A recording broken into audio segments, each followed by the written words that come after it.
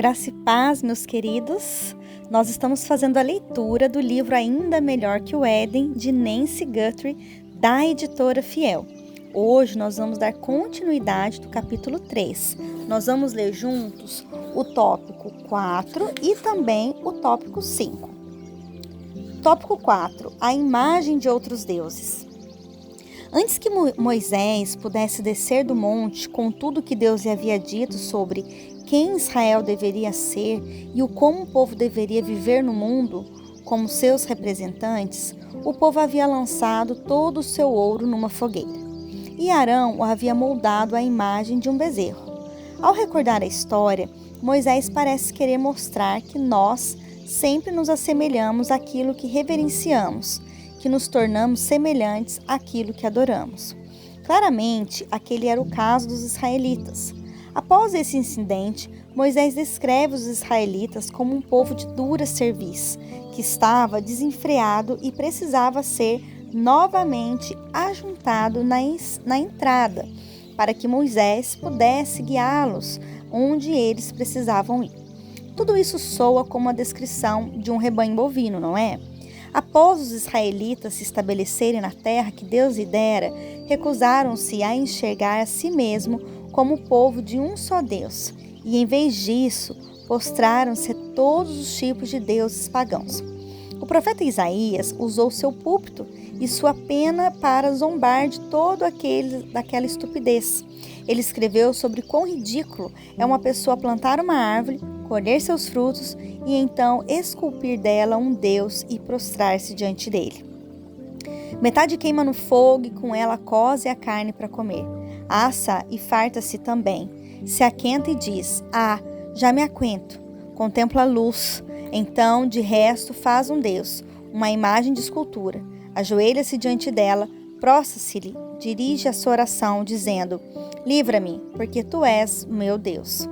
Deus falou ao seu povo pelos profetas, chamando-o para abandonar seus ídolos.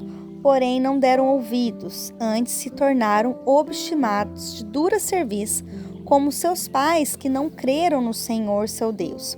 Rejeitaram os estatutos e a aliança que fizera com seus pais, como também as suas advertências, com que prostrara contra eles. Seguiram os ídolos e se tornaram vãs, e seguiram as nações que estavam em derredor deles. 2 Reis 17, 14 a 15. Que triste situação para um povo que recebera tão magnífico propósito e identidade.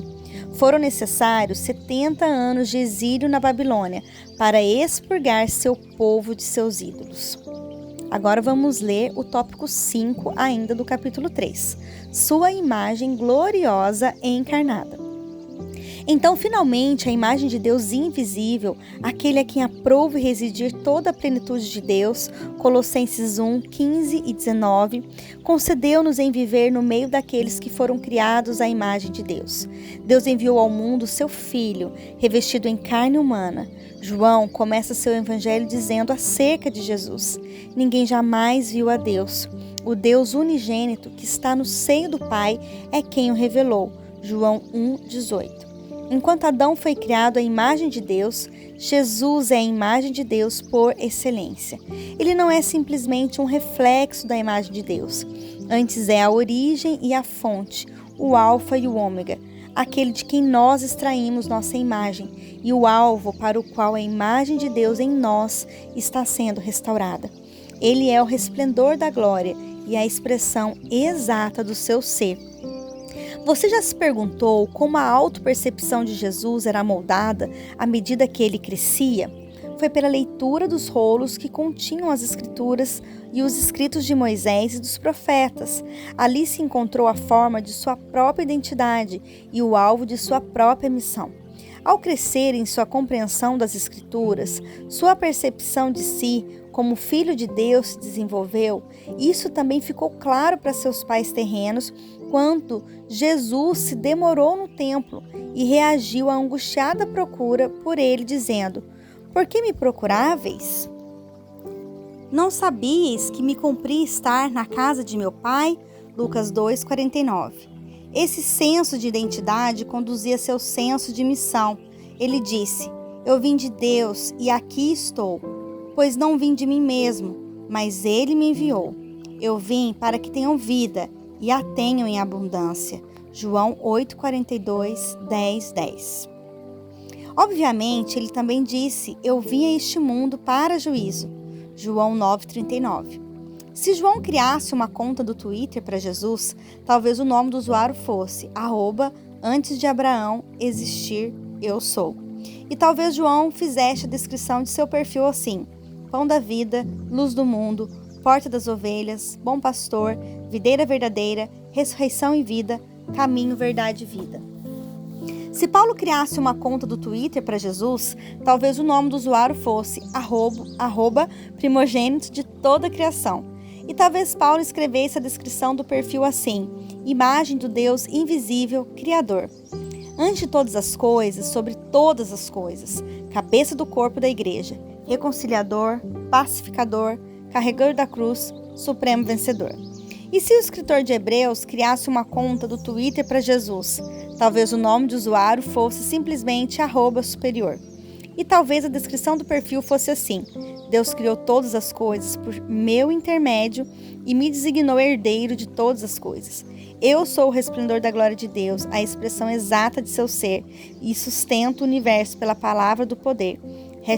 #superior a Moisés, #sacerdote superior, #sacrifício superior, #mediador superior, #pátria superior. Em meu ministério terreno, vemos Jesus fazer o que o primeiro Adão deveria ter feito. Adão deveria exercer domínio. Jesus exerceu domínio sobre os demônios, a natureza, a doença e até a morte. Ao tomar para si uma natureza humana e viver naquela natureza humana em verdadeira justiça e santidade, Jesus demonstrou para nós o que significa ser verdadeira e plenamente humano.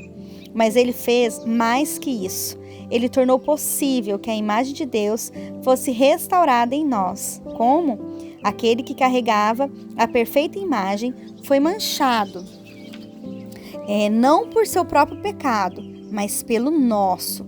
Isaías escreveu: seu aspecto estava muito desfigurado, mais do que o do outro qualquer, e sua aparência mais do que a dos outros filhos dos homens. Isaías 52:14. Na cruz, nosso Rei, aquele que era perfeito em justiça, santidade e conhecimento, tomou sobre si toda a nossa rebelião, nossa imundície, nossa tolice. Aquele que é vida em si mesmo adentrou a morte. Mas ele não permaneceu lá. Quando Jesus saiu do túmulo, sua aparência não era como antes. Aqueles que eram os mais próximos dele não o reconheceram. Ele ainda era humano, o primeiro humano glorificado, mas não será o último. O Pai pretende que o Filho tenha muitos irmãos e irmãs e que toda a família se pareça com ele e seja gloriosa como Jesus ressurreto. Perceba quando lemos em Romanos 8:29 que aos que de antemão conheceu, também os predestinou para serem conformes à imagem de seu Filho, a fim de que ele seja o primogênito entre muitos irmãos. Reconhecemos que sempre foi o plano de Deus ter a terra cheia de portadores de sua imagem, de pessoas que se parecem com ele. Mas temos de nos perguntar: que imagem é a intenção de Deus que nos parecemos com Adão e Eva no Éden antes da queda? Não, Deus pretende que carreguemos sua imagem de modo muito mais intenso, muito mais seguro, muito mais duradouro e abrangente do que Adão e Eva carregavam tal imagem no Éden. Será que ele pretende que pareçamos com Jesus durante sua vida e seu ministério? Certamente, Jesus nos oferece um modelo em sua vida justa. Mas Deus pretende que carreguemos sua imagem de modo muito mais escancarado e radiante do que Jesus fez em sua vida e em seu ministério. Deus pretende que carreguemos a imagem de Jesus ressurreto e glorificado. E assim, como trouxemos a imagem do que é terreno, devemos trazer também a imagem do celestial. 1 Coríntios 15:49. E ele não está esperando até o dia da ressurreição para dar início a esse contínuo processo de transformação de nossa imagem e identidade.